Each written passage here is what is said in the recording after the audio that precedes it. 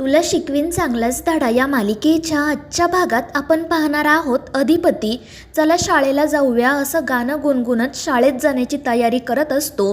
मात्र त्यानंतर कोणीतरी हे ऐकेल आणि उगाच प्रॉब्लेम निर्माण होईल म्हणून तो गप्प बसतो. मात्र त्यावेळी त्याच्या लक्षात येतं की आपली बॅग सापडत नाहीये, त्यामुळे तो त्याच्या रूममध्ये सगळीकडे बॅग शोधायला सुरुवात करतो. मग त्याच्या लक्षात येतं की बॅग काल रात्री फॅक्टरीमध्येच राहिली आहे. मग तो रव्याला कॉल करतो. मात्र रव्या काही त्याचा कॉल रिसीव करत नाही, त्यामुळे मग अधिपती स्वतः फॅक्टरीत जाण्यासाठी निघतो. तर दुसरीकडे अक्षरा शाळेत जाण्याची तयारी करत असते. आई बाबा देवळामध्ये आणि त्याच वेळी इरा त्या ठिकाणी येते. ती आईबाबांना विचारते की आता तुम्ही कुठे निघालात. त्यावर बाबा सांगतात की आधी देवळात जाणार आहे आणि मग बाजारात. त्यावर इरा वैतागून म्हणते की हे चांगलं आहे, तुम्ही दोघेजण बाहेर जाणार, ताई शाळेत जाणार, मग मी काही घरात बसून या मुलीची काळजी घेऊ का. आणि तिचं हे असं बोलणं ऐकून आई बाबा आणि अक्षरा तिला गप्प बसायला सांगतात. ते तिला समजावतात की अगं तिची तब्येत ठीक नाही आहे, ती झोपली आहे तर झोपू दे तिला. मात्र इरा काही ऐकूनच घेत नाही. तर चंचीसुद्धा हसतच हा सगळा प्रकार ऐकत असते. इरा म्हणत असते की तिला एक रात्री आपण आपल्या घरात ठेवून घेतलं, खाऊ पिऊ घातलं, मग आता बास, तिला येथून जायला सांगा. मात्र अक्षरा तिला समजावते की अगं ती अजून व्यवस्थितपणे बरी झालेली नाही आहे, तिला स्वतःच्या पायावर उभं देखील राहता येत नाही. त्यावर इरा म्हणते की ती जर खरंच एवढी अशक्त आहे तर मग आपल्या घरापर्यंत चालत कशी काय आली. आणि इराचं असं बोलणं ऐकून आई बाबा तिला समजावतात की अगं जरा हळू बोल, तिने ऐकलं तर तिला वाईट वाटेल. मात्र इरा काही ऐकून घेत नाही. ती म्हणते की या ताईची नातेवाईक आहे ना ती, मग तिची काळजी आपण कशाला घ्यायची. त्यावर अक्षरा म्हणते की अगं ती कोणाची नातेवाईक आहे हा प्रश्नच नाही, पण तुला थोडी माणुसकीसुद्धा दाखवता येत नाही का. मात्र इरा म्हणते की मला कोणालाही माणुसकी दाखवायची नाही आहे, ती इथे एक रात्र राहिली ना मग बस झालं, आता तिला इथून जायला सांगा. आणि त्यावर बाबा तिला समजावतात की अगं तिला बरं वाटत नाही आहे आणि जर तू असाच आरडाओरडा केला तर ती लवकर बरीसुद्धा होणार नाही आणि मग अजून 4 दिवस इथेच राहील. त्यामुळे तू थोडी शांत राहा, तिला बरं होऊ दे आणि मग तिला आपण या घरातून जायला सांगू. त्यामुळे मग इरा गप्प बसते.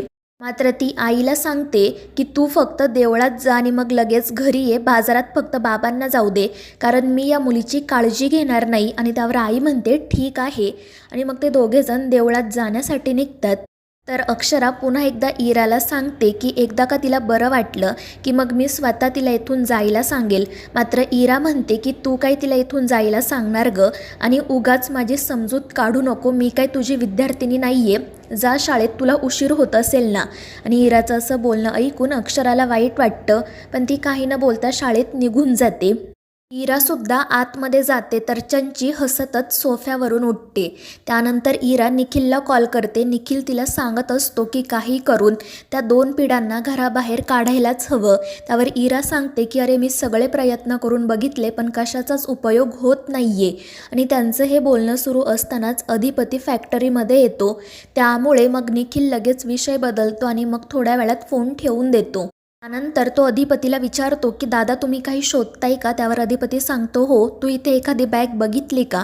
त्यावर निखिल सांगतो नाही, पण मी पण तुम्हाला शोधायला मदत करतो. आणि मग अधिपतीलाच त्याची बॅग सापडते. निखिल त्याला विचारत असतो की काय आहे या बॅगमध्ये. त्यावर अधिपती सांगतो काही नाही, स्वेटर आहे. आणि मग तो लगेच फॅक्टरीमधून बाहेर पडतो.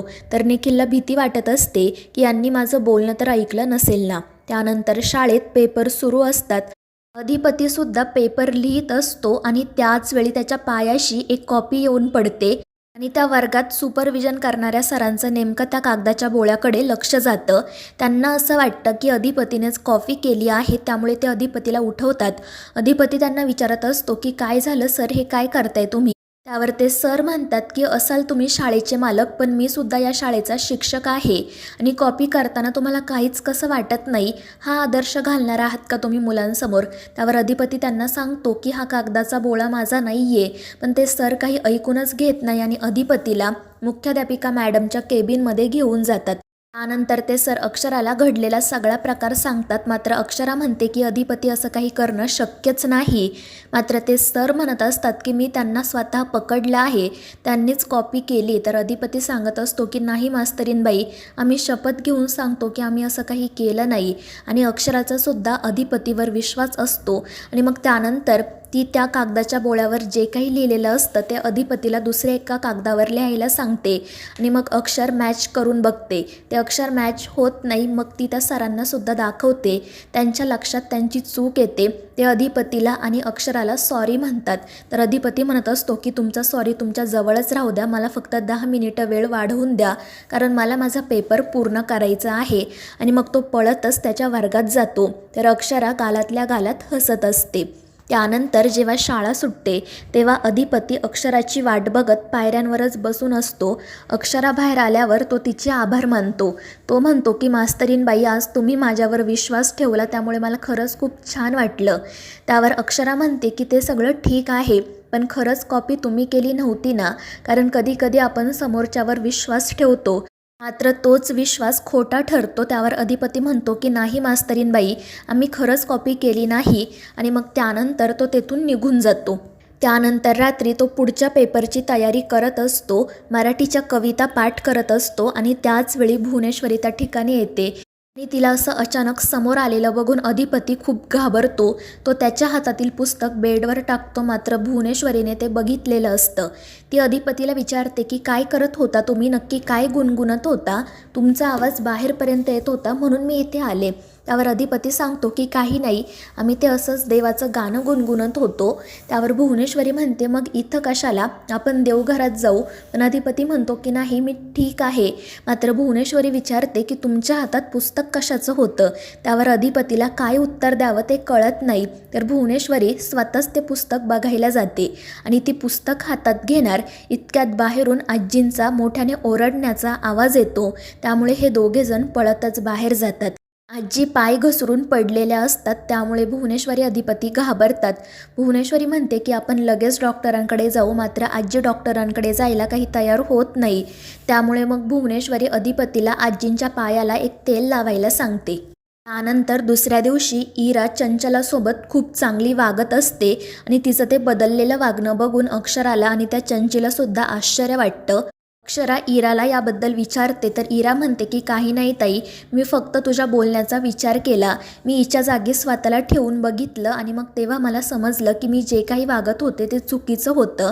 आणि ते ऐकून अक्षराला आनंद होतो आणि मग त्यानंतर ती शाळेत जाते. त्यानंतर इरा तिच्यासाठी आणि चंचीसाठी नाश्ता घेऊन येते. तर चंची हसतच तिला विचारत असते की तू तुझ्या भोळ्या ताईला जे काही कारण सांगितलं ते काही मला पटलं नाही. आता खरं खरंच सांग, तू माझ्याशी एवढी प्रेमाने का वागती असते.